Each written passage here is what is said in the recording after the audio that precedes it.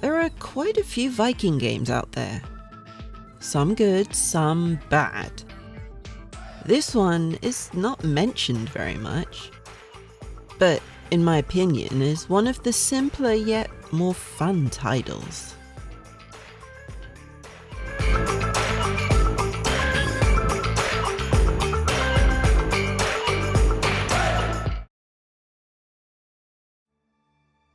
Released on PS3 and Xbox 360 in 2008, then PC in 2012, Viking Battle for Asgard was developed by a studio local to me, Creative Assembly, and published by Sega.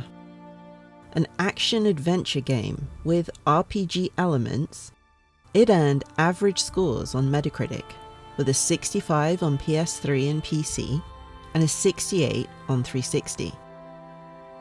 Positive reviews said the controls were intuitive and everything was spot on, and that the game moves players forward with fulfilled promises of epic action scenes.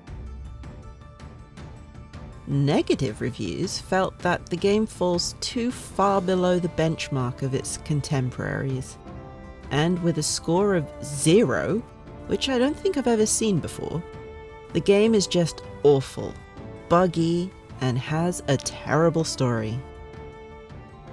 So, with all that said, let's have a look at the game itself. A battle between the gods of Asgard has reached a boiling point and is spilled over into the mortal realm of Midgard. A champion is needed to fight the creatures who have been released by Hel, who wants to wipe out all of mankind. We play as Skarin, a warrior who's chosen by Freya to defeat Hel and her army and prevent Ragnarok.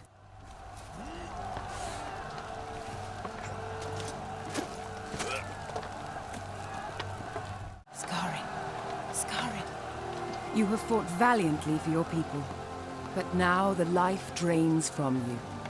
I am Freya mortal, and I have chosen you.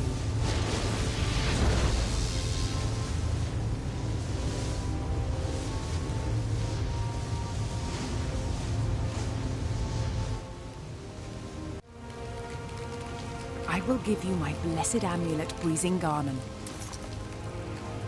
which will help you find your way through the darkness of Hel's infestations. Will you fight for the preservation of Midgard?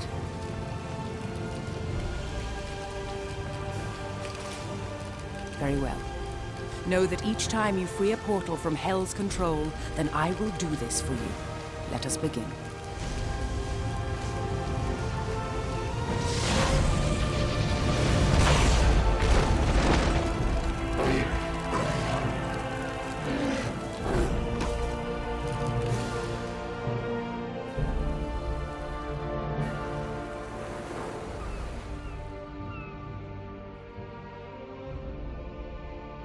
It's a pretty standard Norse god story, so nothing overly interesting to point out, and I can see why people were disappointed by it.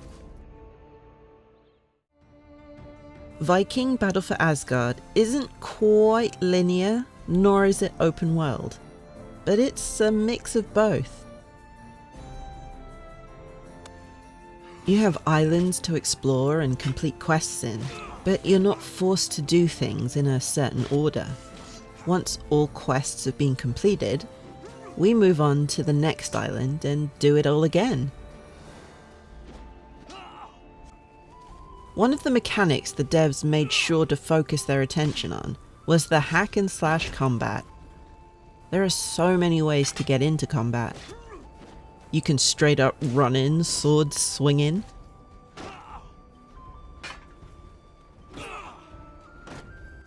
Or you can stealth your way in and catch enemies off guard.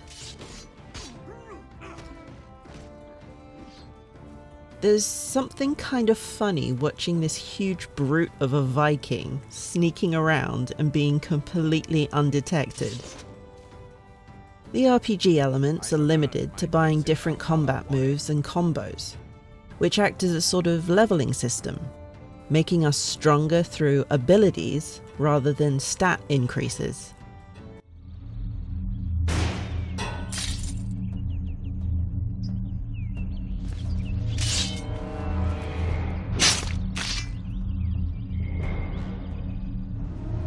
You have mastered this move, warrior. Go now, and perhaps I may yet see you in Valhalla. We can also buy treasure maps for the areas, and runes to attach to our weapons that cause elemental damage to enemies. We can fast travel around the map by using ley stones, and whenever we're defeated on our adventure, we resurrect at the village ley stone, which gives us a chance to buy healing items or upgrades to help us survive a little longer next time. There are small settlements we can clear out and take over, or bigger settlements where we can summon our army to help take down important strongholds that would be overwhelming if we tried to do it on our own. It's almost a precursor to Assassin's Creed Valhalla, in that we're just left to raise the settlement and grab anything that isn't nailed down.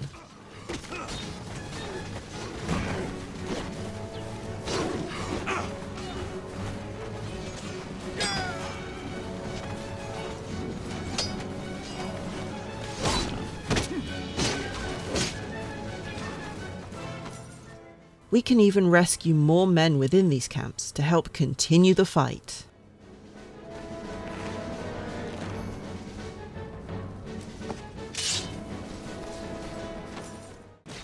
Thankfully, any QTEs were limited to larger enemies or boss fights, so we're not forced to go through them every 5 seconds. There are even bigger battles we fight, as a kind of end boss, and we have access to a friggin' dragon!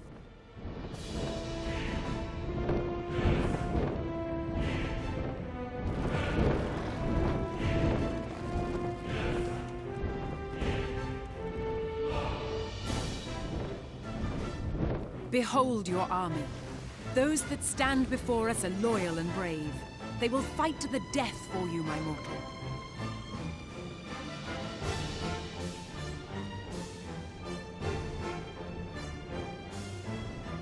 Legion Shaman. Once loyal to the Asgardian gods, they now reside in the service of Hell. Through their power, they are able to draw Hellspawn from the underworld below and reinforce Legion numbers. Defeat them swiftly, or they will summon up insurmountable odds against us. We're shown an overview of the battlefield, where our army is, and where the more powerful enemy troops are, so we can make strategic plans. When we defeat these stronger enemies, like shamans, we pick up dragon runes.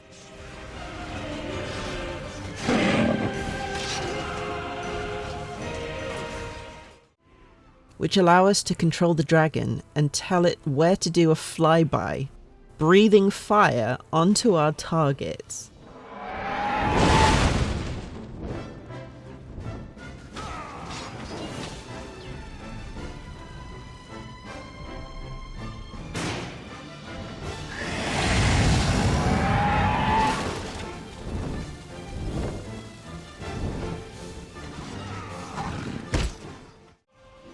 These battles have a Dynasty Warriors feel, with the huge amount of enemies and soldiers clashing in a relatively small space. And thankfully, if you're defeated, you don't have to start over, and we're magically resurrected nearby.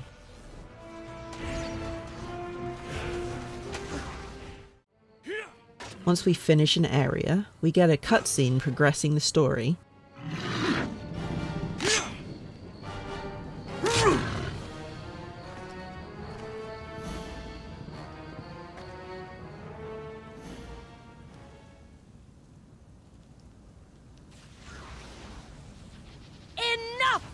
Cease this! Let your pet defend himself, Hel. Do you fear your blessing will not be enough? We will not be distracted by your petty vengeance, Freya. You dare speak to me of vengeance? Oh, my quest is not for vengeance, Freya. It is for justice. Justice for the whole of Midgard. Justice from your Asgard, from your Valhalla.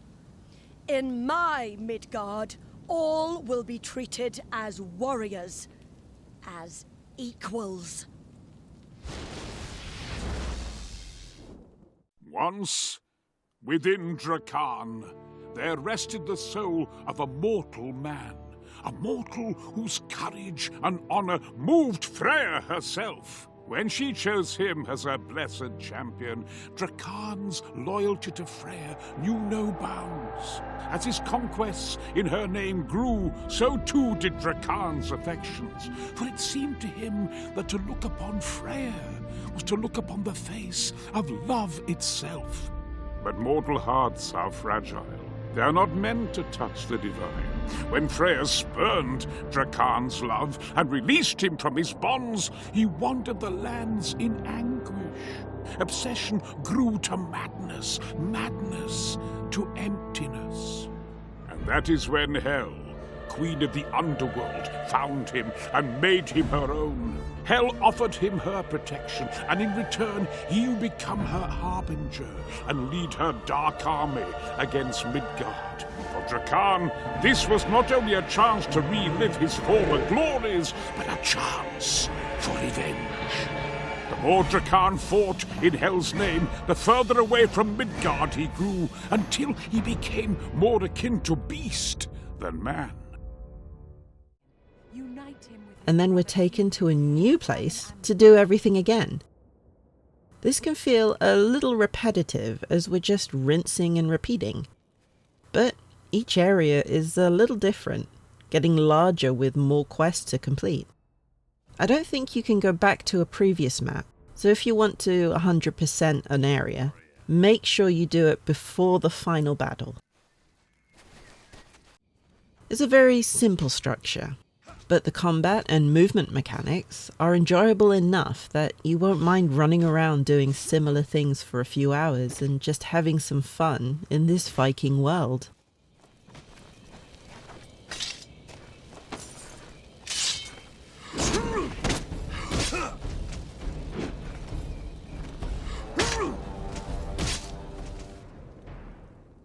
Viking Battle for Asgard is pretty generic when it comes to story and setting, but something about the combat makes it really fun. The QTEs aren't annoying or overused.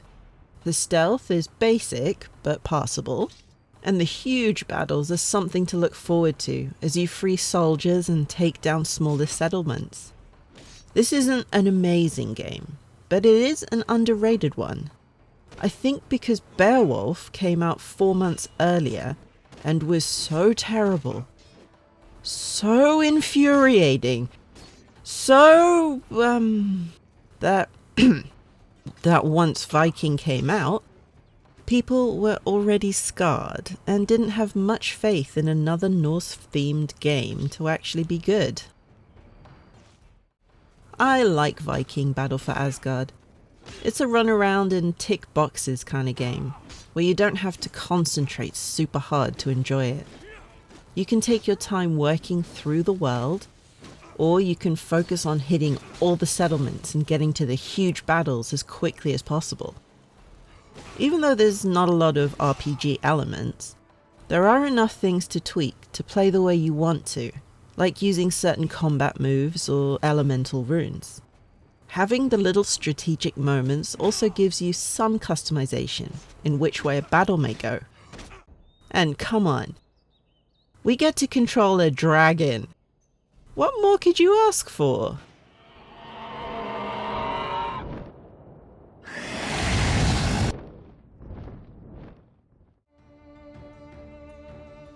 This was fun. Let's do it again sometime. And if you like what you saw, don't forget to subscribe and leave a like down below.